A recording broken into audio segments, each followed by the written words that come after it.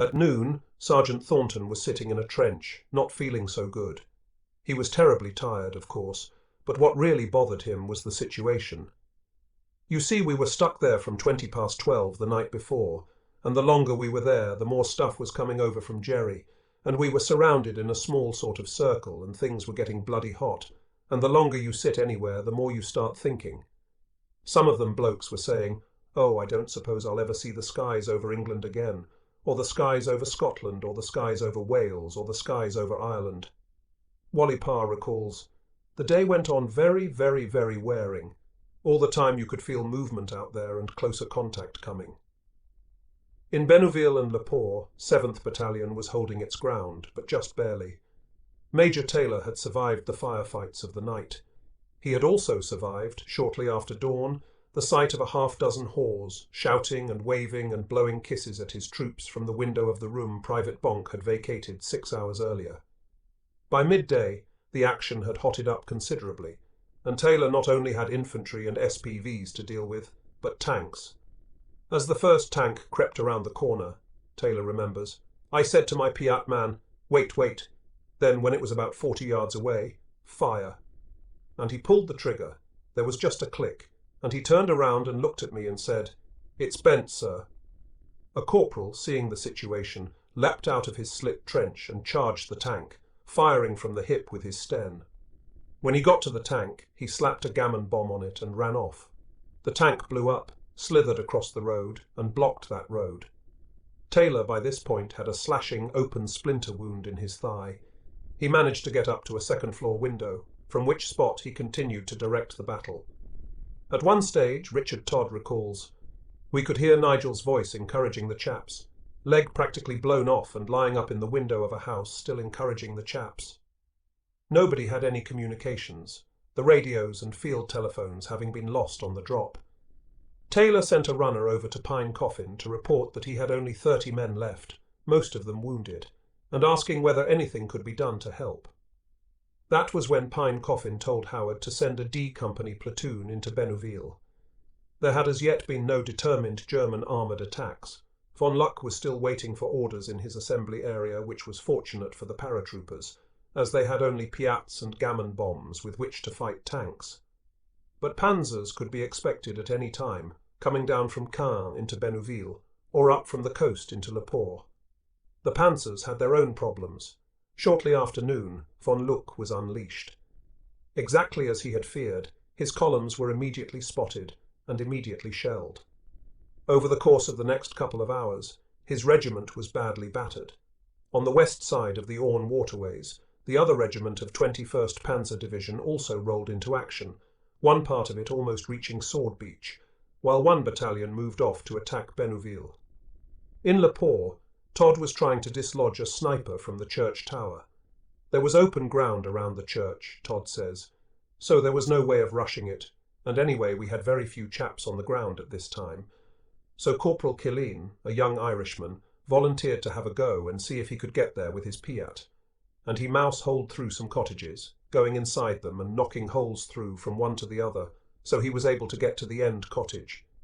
He ran out and got his Piat under a hedge, and he let fly a bomb, and he hit a hole right where he wanted to in the church tower. He let off 2 more, and after a while he reckoned that he had indeed killed the sniper. Killeen dashed to the church, but before entering, he took off his helmet and he said, "I'm sorry to see what I have done to a wee house of God," and crossed himself. Major Taylor kept glancing at his watch. Relief was supposed to arrive from the beaches in the form of the commandos by noon. It was 1 p.m. already, and no commandos. It was a very long wait, Taylor recalls. I know the longest day and all that stuff, but this really was a hell of a long day. At his CP, which he had moved into the machine gun pillbox after getting Bailey to clean up the mess he had made, Howard too kept checking the time, and wondering where the commandos were. In Oxford, Joy Howard was up shortly after dawn. She was so busy feeding and bathing and pottying the little ones that she did not turn on the radio. About 10 a.m. her neighbours, the Johnsons, knocked and told her that the invasion had started. "We know Major Howard will be in it somewhere," they said, and insisted that Joy and the children join them for a celebration lunch. They lifted the baby chairs over the fence, and treated Joy to a brace of pheasants, a gift from friends in the country, and a bottle of vintage wine they had been saving for just this occasion. Joy kept thinking of John's last words, that when she heard the invasion had started, she would know that his job was done. They hardly gave her any comfort now, because she realized that for all she knew, she was already a widow. As best she could, she put such thoughts out of her mind and enjoyed the lunch. She spent the afternoon at her household tasks, but with her attention concentrated on the radio. She never heard John's name mentioned, but she did hear of the parachute drops on the eastern flank, and assumed John must be part of that. Von Luck's panzers were rolling now, or rather moving forward as best they could through the exploding naval shells and the RAF strafing. Major Becker, the genius with vehicles who had built the outstanding SPV capability in von Luck's 125th Regiment, led the battle group descending on Bénouville. He had his moaning minis firing as fast as he could reload them.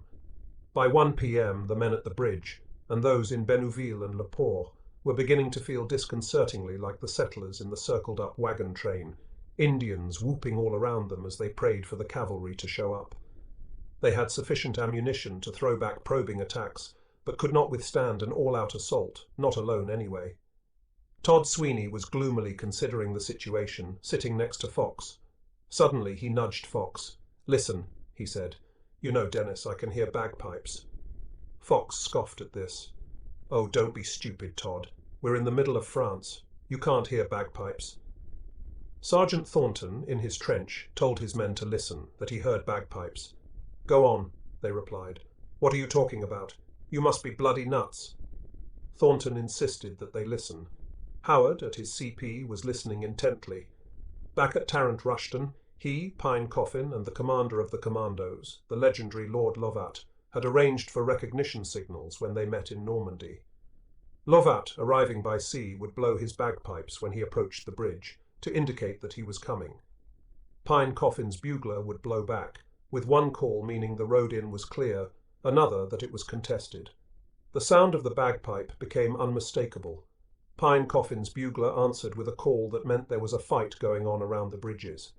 Lovat's piper, Bill Millin, came into view, then Lovat. It was a sight never to be forgotten. Millin was beside Lovat, carrying his great huge bagpipe, wearing his beret.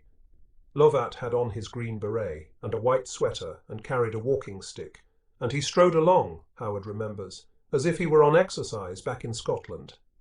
The commandos came on, a Churchill tank with them. Contact had been made with the beachhead. To the men of D Company, it was the arrival of the cavalry. "Everybody threw their rifles down," Sergeant Thornton reminisces, "and kissed and hugged each other, and I saw men with tears rolling down their cheeks. I did honestly. Probably I was the same.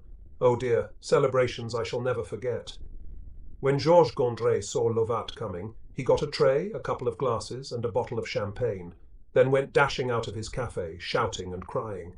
He caught up to Lovat, who was nearly across the bridge, and with a grand gesture offered him champagne. Lovat gave a simple gesture of "no thanks" in return, and marched on. The sight was too much for Wally Parr. He ran out to Gondret, nodding his head vigorously and saying, "Oui, oui, oui." Gondret, delighted, poured. "Oh dear," Parr says, remembering the occasion. "That was good champagne." Lovat met Howard at the east end of the bridge, Piper Millin just behind him. "John," Lovat said as they shook hands, "today history is being made."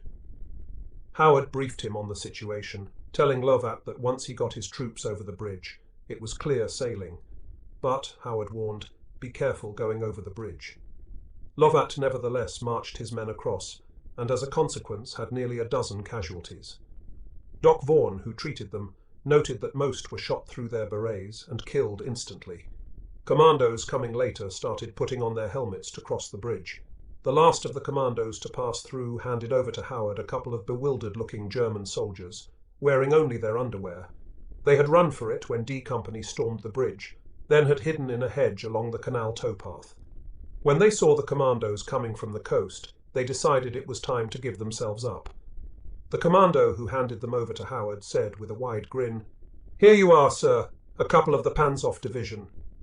A few of the tanks coming up from the beaches went on into Bénouville, where they set up a solid defensive line. Most crossed the bridge to go to Ranville and the east, to bolster the 6th Airborne Division in its fight against the 21st Panzer Division. The Germans tried a counter-attack, coming straight up the canal. At about 3 p.m, a gunboat came from Caen, loaded with troops. Bailey saw it first and alerted Parr, Gray and Gardner. They had a heated discussion about range. When they fired, they were 30 yards short. The boat started to turn. When it was about halfway round, they fired again and hit the stern. The boat chugged off, back toward Caen, trailing smoke.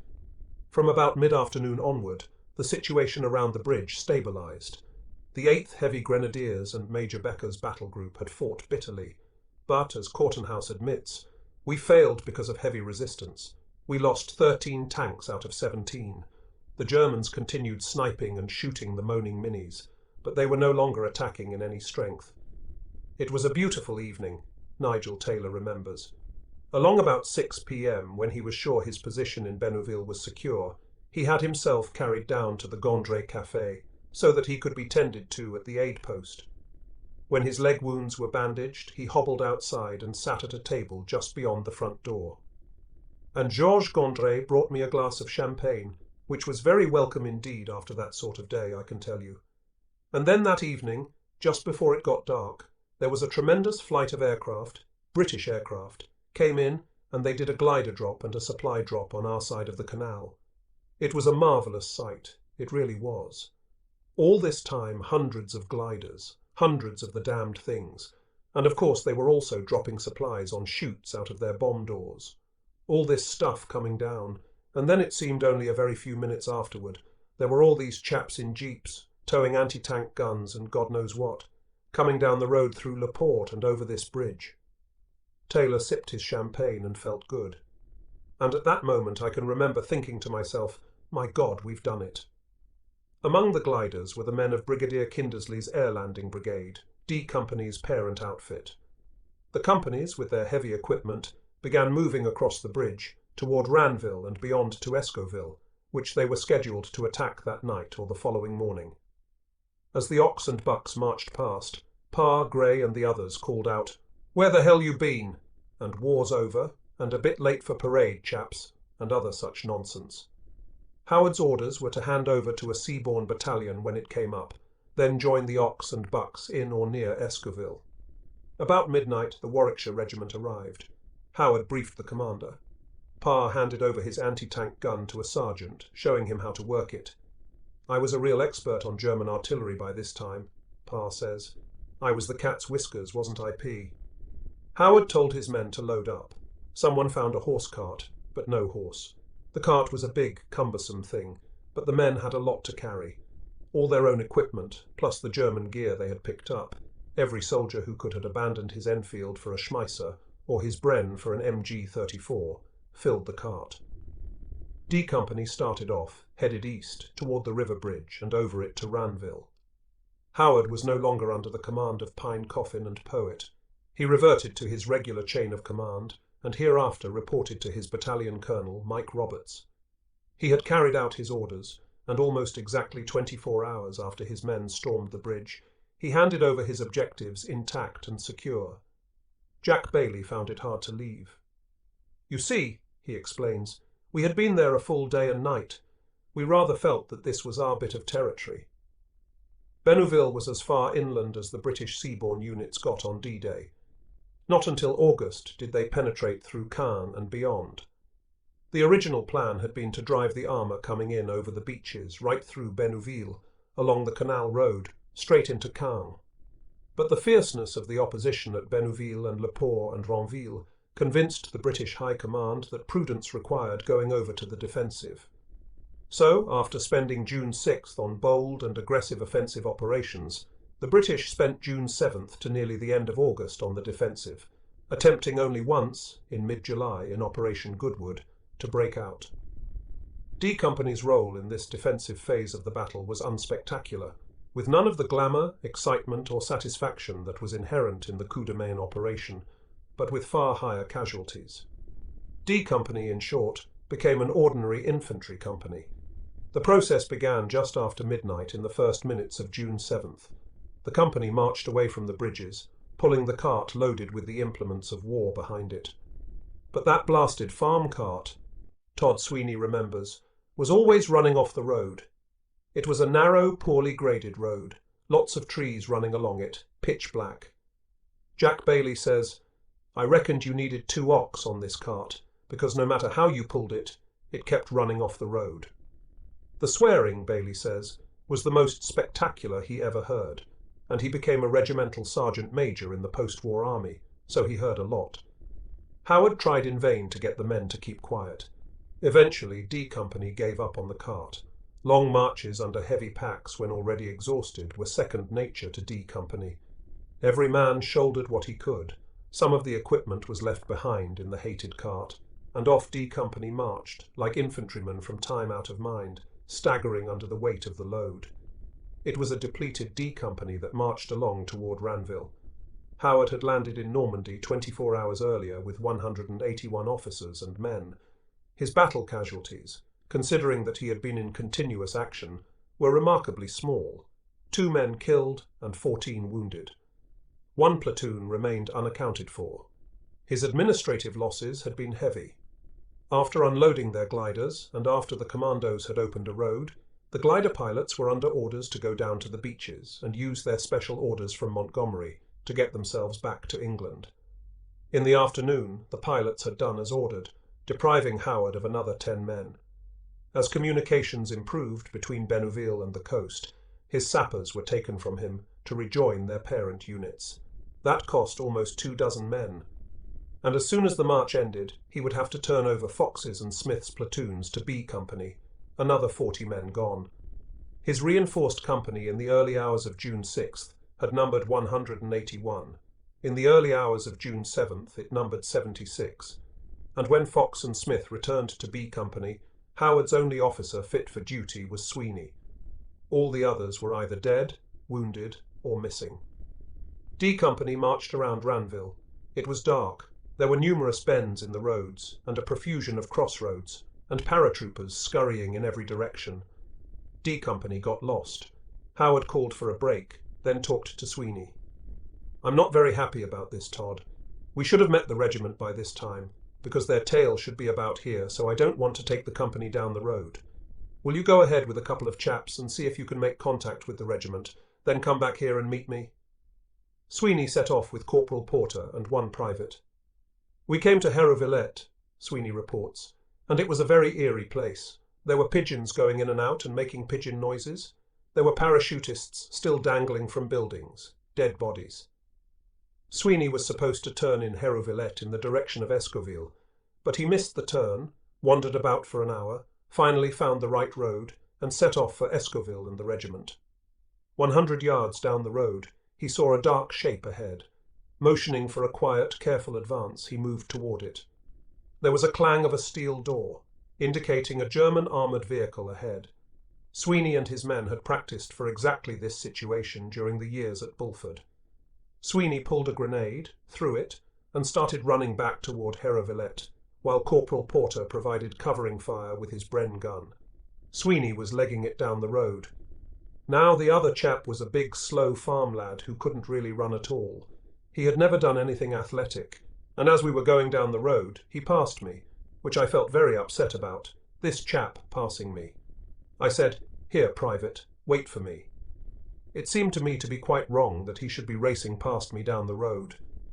The Germans had sprung to life. Tracer bullets were whizzing past Sweeney and the private. Porter kept blazing away with his Bren. Sweeney and the private ducked behind a building to wait for Porter, but the firefight continued, and Sweeney decided he had to report back to Howard, with or without Porter. When Sweeney did report, Howard confessed that as he had listened to the firefight, his thought had been, "My God, there goes the last of my subalterns." Sweeney said, "John, there is no good going down there. Wherever the regiment has got to, it hasn't gone down the road toward Escoville, and I've just run into an armoured car and I've lost Corporal Porter." Howard said all right. They would go back the other way and find the regiment. They did, and discovered that they had never been lost, but that the regiment had camped for the night in a different location than Howard had been told. He had marched near it twice in the last 2 hours. It was 3 a.m. Howard reported to battalion headquarters.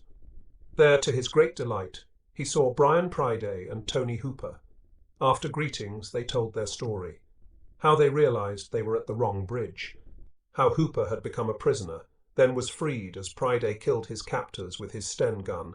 How they set off cross-country, through swamps and over bogs, hiding in Norman barns, engaging in firefights with German patrols, joining up with paratroopers, finally making it to Ranville.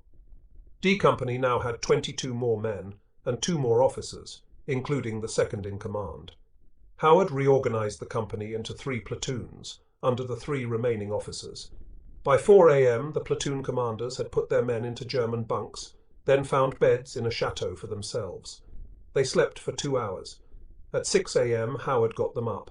The company was then on the road by 6:30 a.m. When it came to the road junction and the left turn toward Escoville, as Sweeney relates, there was Corporal Porter sitting on the side of the road with his Bren gun, and he looked at me and said, "Where did you get to, sir?" I said, "I'm sorry, Porter, but I really had to get back and report." D Company moved on toward Escoville. Suddenly we came under very heavy fire, Howard reports, mainly from a hull down 88. He took some casualties before setting out cross-country through some trees, coming up to the farm he had picked as his company headquarters. He put his 3 platoons into position. They immediately came under mortar, SPV, tank, sniper and artillery fire. They were being attacked by the 2nd Panzer Grenadiers of von Luck's 125th Regiment of the 21st Panzer Division. And these people, Sweeney is frank to say, were a different kettle of fish from the people we had been fighting at the bridges. Casualties were heavy, but D Company held its position. About 11 a.m., Howard started to make another round of his platoons. Sweeney's was the first stop. Howard began studying the enemy with his binoculars. Then there was a zip, and I was knocked out. There was a hole right through his beret, and enough blood to convince the men that he was mortally wounded. When that word went around among the men in Sweeney's platoon, their reaction was to start organizing patrols to find and kill the sniper who had shot their major. In relating this incident, Tappenden commented, "Every man in the company admired Major Howard more than almost anyone alive, because he was a man that if he couldn't do it, you couldn't do it, and you weren't asked to do it. We worshipped him, and we wanted revenge." Fortunately, Howard regained consciousness within a half hour. He had only been creased, and told the men to hold their positions.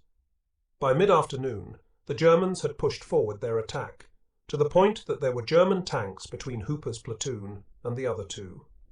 Orders came down from battalion to withdraw to Hérouvillette. The retreat was carried out in fairly good order, considering the pressure and considering that Howard had lost nearly half his fighting strength in half a day.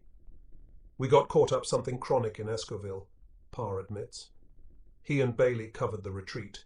When they pulled back behind a chateau, Parr gasped out to the padre standing there with the wounded, "Let's get going. They are right behind us." The padre replied that he was going to stay with the wounded, be taken prisoner with them, so that he could be with them in their prisoner of war camp to offer what help he could. Bailey and Parr looked at each other. Then they organized some of the chaps, found some improvised stretchers, and carried the wounded back to Hérouvillette. "It wasn't far," Parr says, "only 3/4 of a mile." Parr continues, "When we got there, as far as the eye could see, lined up in the ditch, there was the rest of the fellows, all facing the way the Jerry's was coming, and the regimental sergeant major, almost with tears in his eyes, right there in front, striding up and down, was saying in a great booming voice, 'Well done, lads, well done. Wait till the bastards come at us this time. We'll mow 'em down. I'm proud of you. Well done.'" The men lay there, Parr recalls, some wounded, some shell-shocked, everyone just thumped to pieces, with their Bren guns and their captured German weapons and their mortars and their Piats, and the sergeant major strode on, swearing like blue blazes about what we were going to do to the bastards. It is a scene more reminiscent of World War I than World War II. When the Germans did come, D Company mowed them down as if it were the Battle of Mons all over again. But that only highlighted the transformation that had taken place in D Company's role. On June 6th, it had been at the cutting edge of tactical innovation and technological possibilities. On June 7th, it was fighting with the same tactics ordinary infantry companies used 30 years earlier, at Mons and throughout World War I. Howard set up headquarters in Hérouvillette. The company stayed there for 4 days, always under attack by mortar and artillery fire, sometimes having to fight off tanks and infantry. He was down to less than 50 fighting men. The company moved twice more, then settled down into defensive positions it was to hold for almost 2 months. The only thing we could do was to send out fighting patrols every night to bring back prisoners, Howard says. He went out on patrols himself. One night he took Wally Parr along. It was a macabre setting, rather like what Howard imagined Verdun had been. They were in the area where the Battle of Breville had just been fought. In the moonlight, corpses were scattered about, mainly men of the 51st Highland Division, who had been killed by an artillery concentration. Howard and Parr found one group of 6 men, sitting in a circle in their trench, playing cards. Though they were still sitting up, holding their cards, and though they had no bullet or shrapnel wounds, they were all dead. They had been killed by concussion. During this period, Howard says, the biggest problem I had was keeping up the morale of the troops, because we had always got the impression that we would be withdrawn from Normandy to come back and refit in the UK for another airborne operation. After all, the glider pilots had been withdrawn and were already in England preparing for future operations. There was another morale problem, the constant shelling. Chaps began to go bomb-happy, Howard says.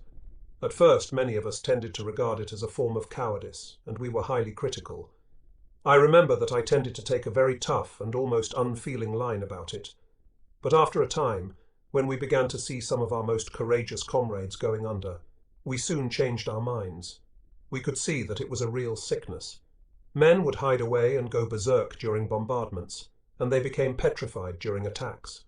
They could not be used for patrols, or even sentry duty, and the only answer was to hand them over to the medical officer, who, once he was satisfied it was a genuine case, had the man evacuated as a casualty. It was pathetic to see good men go down. Howard himself almost went under. By D-Day +4, he had gone for 5 days with almost no sleep. In the month prior to D-Day, he had been under the most intense pressure. His losses in Escoville and Hérouvillette were heartrending. I felt terribly depressed and pessimistic, Howard admits, feeling quite sure that the Allied bridgehead was going to collapse on our vulnerable left flank. However, once the CO and the MO persuaded me what was wrong, with quiet threats of evacuation, I luckily shook myself out of it.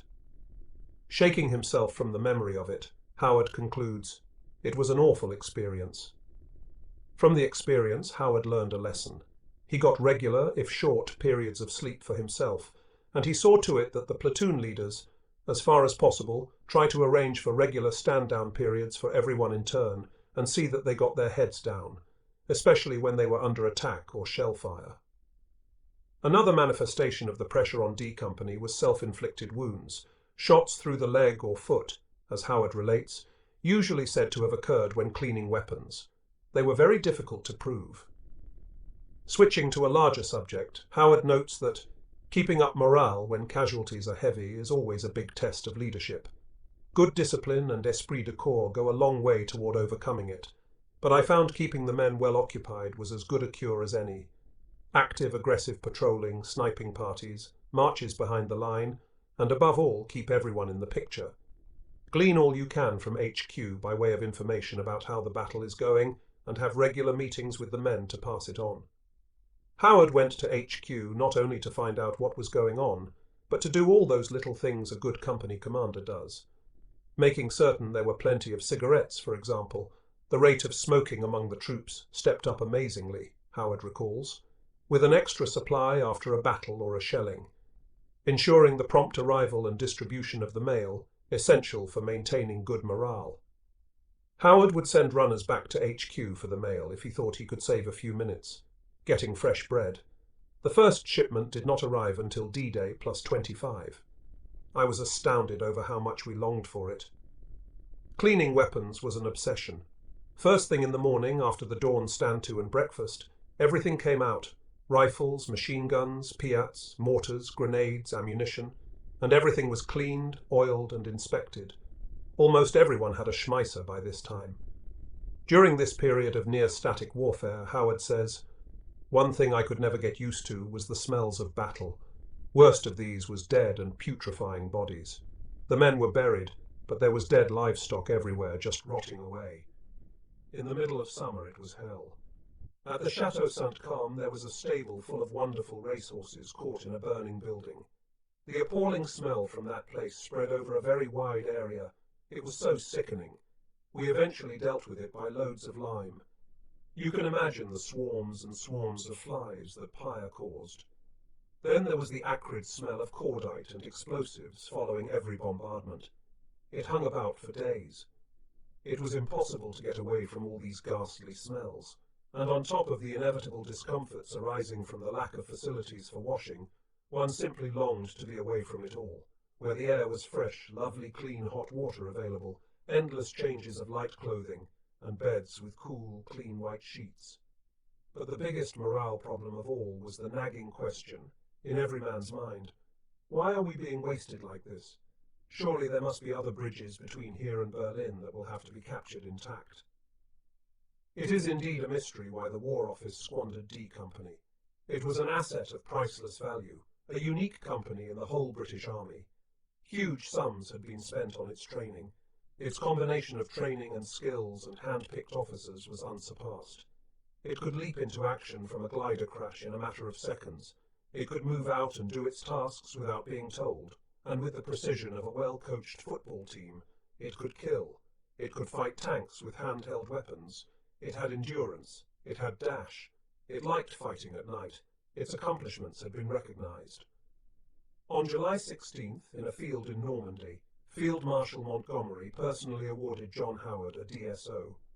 Despite all this, the War Office allowed D Company to bleed nearly to death in front of the German guns, and without giving the company proper weapons for fighting a panzer regiment.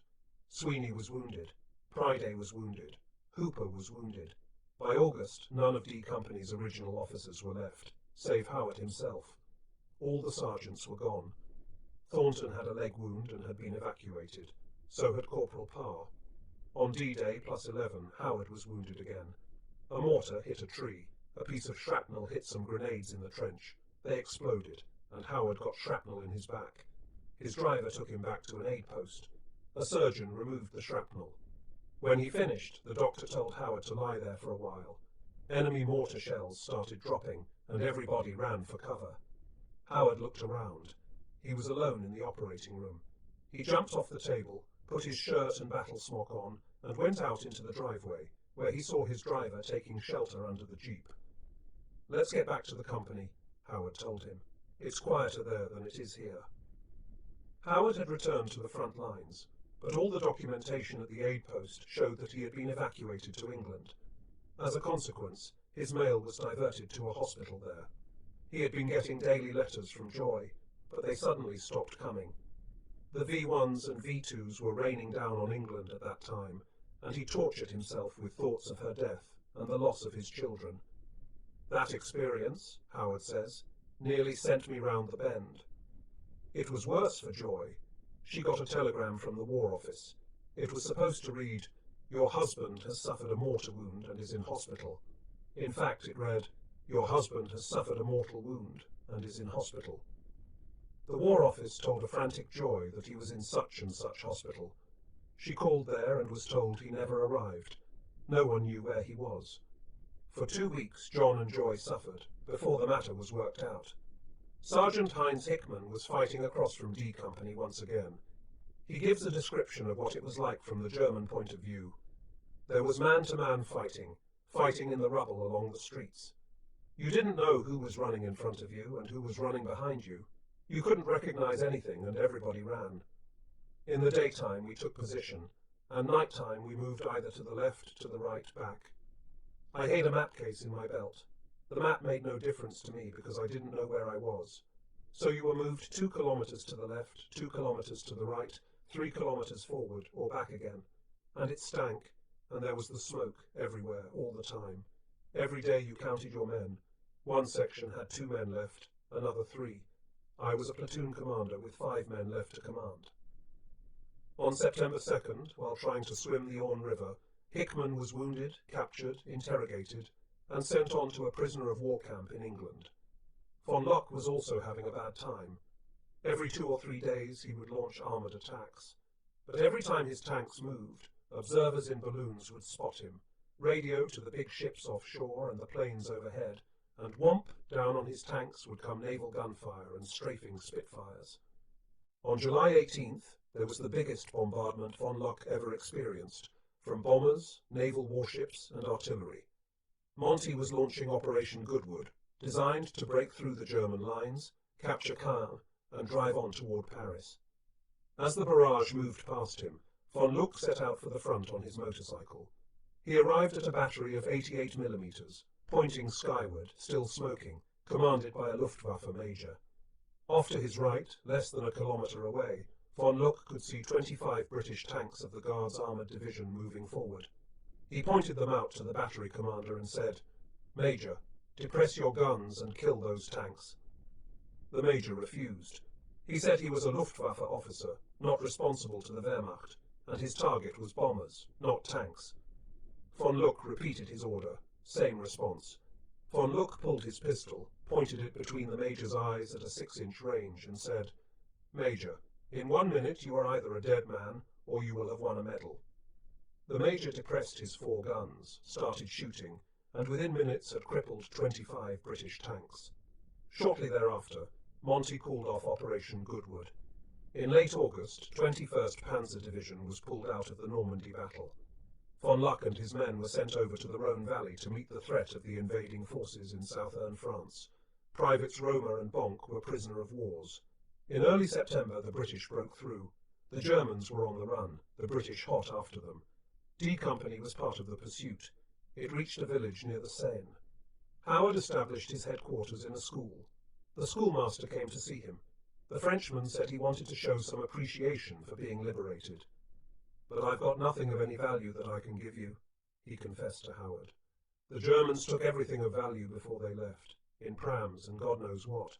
But the one thing I can give you is my daughter." And he brought his 18-year-old daughter from behind his back and offered her to Howard. It was so pathetic, Howard remembers. Making the scene even sadder, Howard believes that after he declined, the schoolmaster passed his daughter on down to the enlisted men, who accepted the gift. The following day, on the Seine itself, Howard came into a village.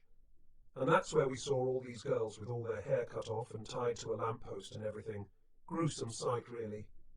He wondered if that kind of humiliation was being handed out to those friendly little whores back in Bénouville, who had been as eager to please the British troops as they had the Germans, or to the young mothers in the maternity hospital. Whose babies could those be, anyway, with all able-bodied Frenchmen off in slave labour or prisoner of war camps? Howard thought it a bit unfair of the French to take out all their frustrations on one single element of the whole society. Almost everyone in France had got through the German occupation by doing whatever it was that he or she did, quietly and without a fuss. One of the things young girls do is to establish romantic attachments with young boys. There were only young German boys around, no French. The girls had no choice, but to Howard's dismay they had to bear the brunt of the first release of pent-up outrage following the liberation celebration. Those Frenchmen with guilty consciences did most of the haircutting. On September 5th, after 91 days of continuous combat, D Company was withdrawn from the lines. It travelled by truck to Arromanches, was driven out to Mulberry Harbour, climbed up scrambling decks, and set sail for Portsmouth. Then by train to Bulford, where the members of the company moved back into their old rooms and took stock of their losses. Howard was the only officer of the original coup de main party still with them. All the sergeants and most of the corporals were gone. All told, D Company had fallen from its D-Day strength of 181 down to 40. After one night at Bulford, the company went on leave. Howard drove up to Oxford for a joyful reunion and a glorious rest. On the morning of September 17th, he relates, "I got up and saw all these planes milling around with gliders on them, and of course I knew that something was on." The planes were headed for Arnhem. Howard knew that Jim Walwork and the other pilots were up there, and I silently wished old Jim good luck.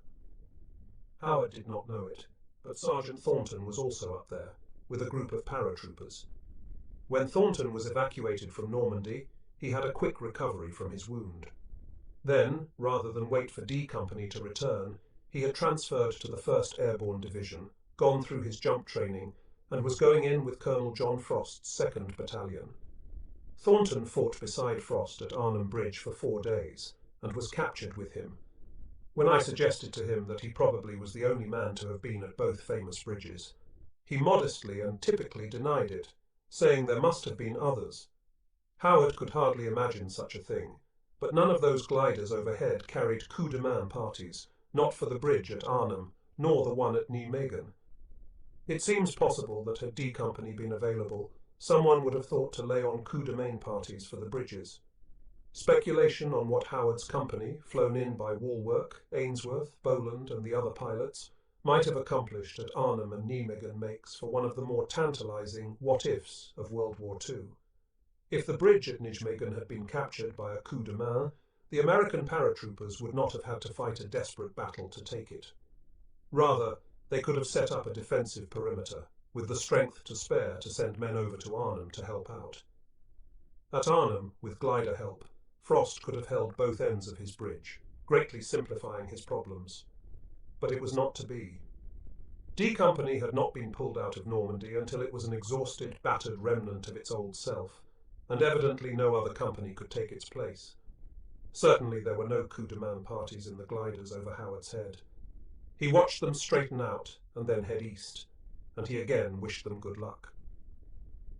In late September 1944, 10 days after Arnhem, Howard reported back to Bulford. He set out to rebuild D Company. Reinforcements brought it up to full strength. Howard's job was to make the recruits into genuine airborne soldiers. He started with basics, physical and weapon training. By mid-November, he was ready to take the recruits on street fighting exercises, to get his men accustomed to live ammunition. He selected an area of Birmingham, arranged for bunks for the men, and returned to Bulford. On Monday, November 13th, Howard decided to spend the night with Joy, as Oxford was on the route to Birmingham. He brought 2 Oxford residents with him, Corporal Stock and his new second-in-command, Captain Osborne. Although Stock was his driver, Howard insisted on taking the wheel, because Stock did not drive fast enough to suit him. About 5:30, just as it was getting dusk, on a narrow, twisting road, they met a Yank convoy of 6-ton trucks. They were on a right-hand bend. Suddenly, with no warning, Howard saw this 6-ton truck in front of me. He'd lost his place in the convoy, and he was obviously leapfrogging up, and it was all over so quickly. They had a head-on crash.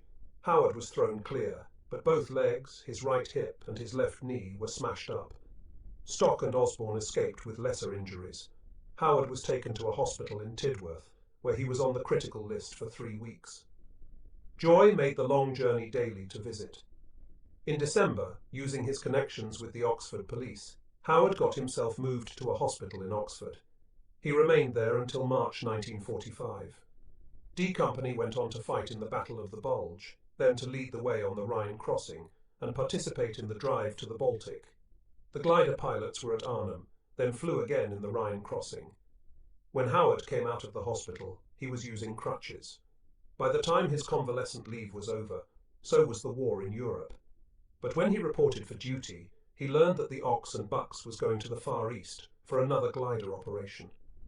The battalion commander asked Howard if he could get fit in time. It seemed the authorities wanted to promote him and make him second in command of the battalion. Howard immediately started a running program on a track near his home. On the second day of trying to run laps, his right hip went out of joint, his right leg went dead. He had not allowed his injuries to heal properly, and the strain on the hip from the running caused it to jam, which deadened the nerves running down the leg. Howard went back into the hospital for further operations. When he got out this time, the war in Asia was over. He wanted to stay in the army, make a career of it. But before I knew where I was kicked out of the army, invalided out. My feet just didn't touch. Howard went into the civil service, first on the National Savings Committee, then with the Ministry of Food. In 1946, he had an audience with the King in Buckingham Palace. On June 6, 1954, the 10th anniversary of D-Day, he received a Croix de Guerre avec Palme from the French government, which had already renamed the Canal Bridge, calling it Pegasus Bridge. Later, the road that crosses the bridge was named Esplanade Major John Howard. Howard served as a consultant for Daryl Zanuck in the making of the film The Longest Day. Howard, played by Richard Todd, had a prominent role in the film, which of course delighted him. He was less happy about Zanuck's penchant for putting drama ahead of accuracy. Zanuck insisted that there had to be explosives in place under the bridge. Zanuck, not Howard, prevailed at the bridge on this occasion. In the film, the sappers are seen pulling out explosives from under the bridge and throwing them into the canal. In 1974, Howard retired. He and Joy live in a small but comfortable home in the tiny village of Burcott, about 6 miles from Oxford. Terry and Penny live close enough for the grandchildren to pay regular visits. As old-age pensioners, the Howards do not travel much, but John manages to return to Pegasus Bridge almost every year on June 6th. His hip and legs are so mangled that he needs a cane to get around, and then moves only with great pain, but all his enormous energy flows out again when he sees his bridge, and greets Madame Gondret, and starts talking to those of his men who made it over for this particular anniversary. Sweeney and Bailey are usually there, and sometimes Wood and Parr and Gray, and always some of the others. Von Luck spent the remainder of the fall of 1944 fighting General Leclerc's French Armoured Division. In mid-December, he was involved in the fighting at the southern end of the Battle of the Bulge. He was surprised at how much the Americans had improved since February 1943, when he had fought them at Kasserine Pass. In the spring of 1945, 21st Panzer went to the Eastern Front to join in the defence of Berlin.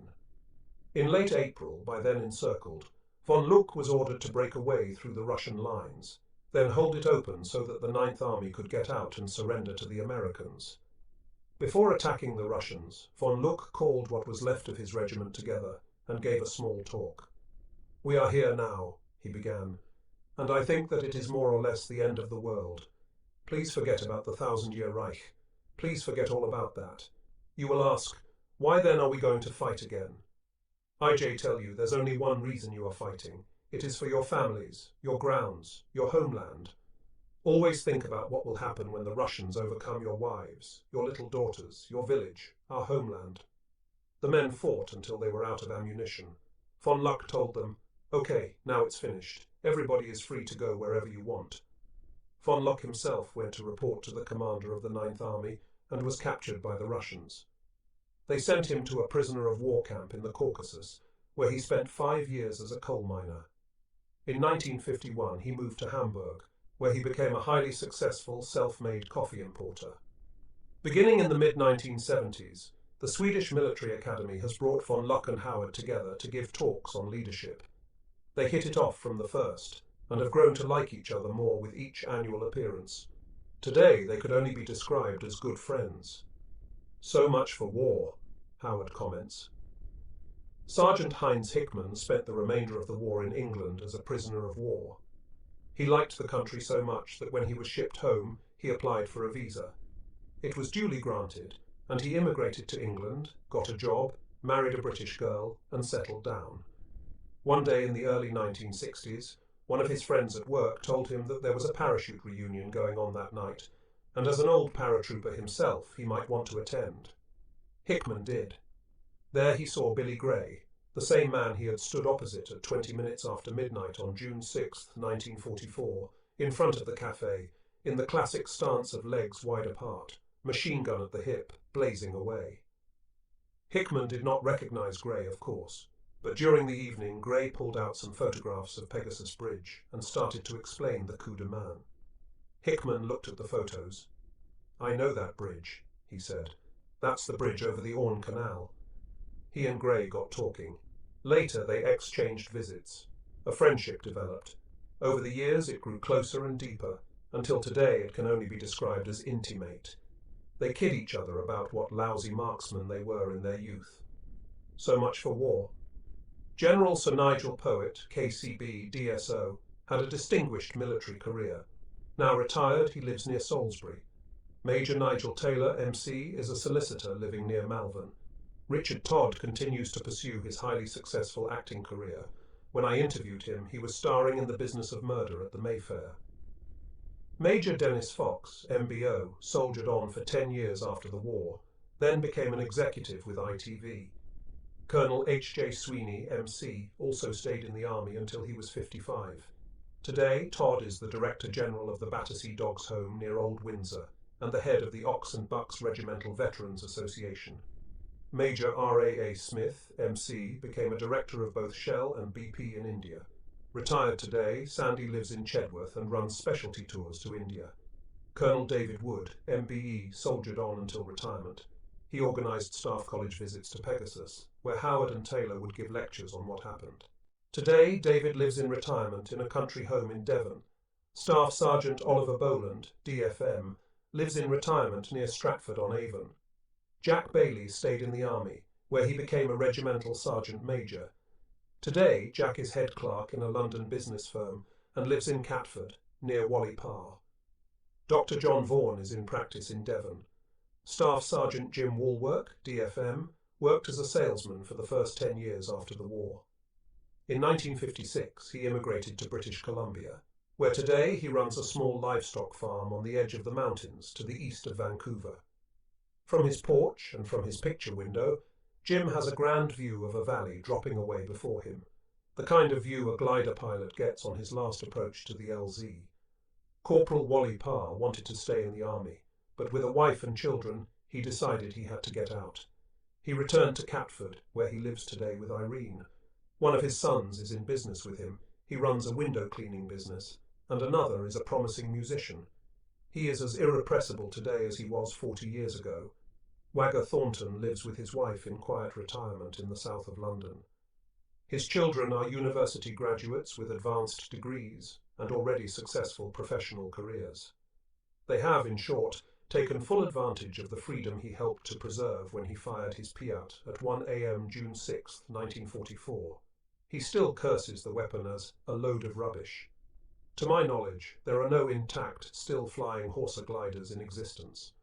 Zanuck got the blueprints for the Horsa and built one for the longest day.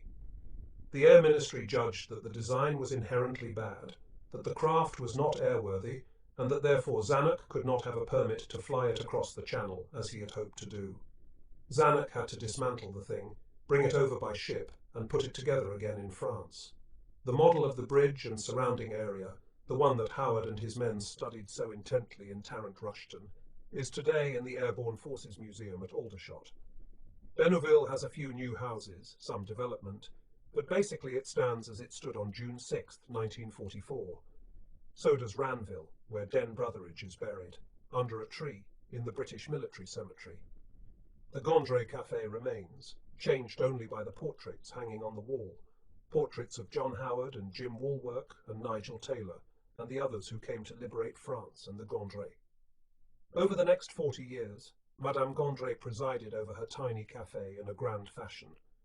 To see her on a June 6th, surrounded by her many friends from D Company and from the 7th Battalion, chatting away gaily, remembering the great day however many years ago, was to see a happy woman. Before he died in the late 70s, her husband George made many close British friends, Howard especially. Jack Bailey went duck hunting with Gondry each year. When I interviewed Madame, I asked her to describe life during the occupation. She let loose a torrent of words, paragraphs or incidents separated by heartfelt cries of "Mon Dieu, mon Dieu!" She spat out her hatred of Germans. They had taken all the young men. They took all the best food and drink. They smelled bad. They shot people. Everyone had to work for them. There were arrests for no reason. Because there was a reason to arrest them, the Gondrys lived in dread. The worst was having to serve them food and beer. Madame, in short, still hated the Germans and would not allow them into her café. When Zanuck was shooting the longest day, he wanted to have half-dressed German soldiers come leaping out of the windows of the café as D Company charged across the bridge. Madame screamed. She yelled. She ran around waving her arms, crying "Mon Dieu, mon Dieu!" and insisting to Zanuck that she had never had Germans sleeping in her house, and that he absolutely must take that scene out of the script. Unlike Howard, Madame had her way with Zanuck. The scene was dropped. When Howard went to the café in the 70s and early 80s, he sometimes brought Hans von Luck with him. Howard told Madame that von Luck might look suspiciously like a German, but that he was in fact a Swede. In addition to Germans, Madame was also death on the communists, especially French communists. She had daughters and grandchildren and many friends. In short, a full and rich life. Just prior to the 40th anniversary celebration, Madame fell ill. She had been so pestered by reporters and television crews in the weeks preceding the ceremonies that she had put a sign on the door of her cafe: no reporters, no interviews. She took to her bed, but she rallied for the ceremonies, and on the anniversary went to the services in the Ranville Cemetery, leaning on John Howard's arm, using a cane in her other hand, but holding her head proudly high. She was presented to Prince Charles, who had an animated conversation with her in French. She introduced her daughters, Georgette and Arlette. Then Prince Charles turned to John Howard, exclaiming, "Oh, I know all about you." Howard brought forward some of his pilots, including Walwork, Boland, and Jeff Barkway of H-3 glider. Prince Charles knew all about them too. They discussed the Horsa glider. For Madame, who was being called the mother of the 6th Airborne Division by the British press, the excitement proved to be too much. When the ceremonies were finished, she returned to her cafe and her bed. At midnight, Howard and 20 survivors from D Company met on the bridge. Among others, Jack Bailey was there, and Wally Parr, Paddy O'Donnell, Jim Walwork, David Wood, Oliver Boland, Sandy Smith, John Vaughan, Todd Sweeney, and Wagger Thornton. At past reunions, Madame had brought out champagne at 12:16 a.m. on June 6th, but she was unable to make it in 1984. Georgette and Arlette Gondray, along with Howard's daughter Penny, took her place. The corks popped at exactly 12:16 a.m. The party lasted until past 3 a.m.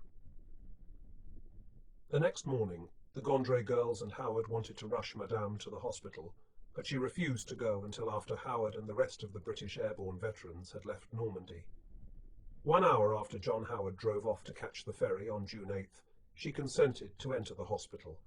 She died there on July 2nd, 1984. The canal has been widened by some 4 or 5 feet, and the water tower is gone. The chateau stands intact. The machine gun pillbox that Jack Bailey knocked out and John Howard used as a CP is still there, forming the foundation of the house lived in by the man who operates the swing bridge. The bunkers are all filled in. The anti-tank gun and its emplacement, where Wally Parr had so much fun, remains. 3 stone markers are placed on the sites where the first 3 gliders crashed. The river bridge is a new one, built since the war. The canal bridge, Pegasus Bridge, is still there.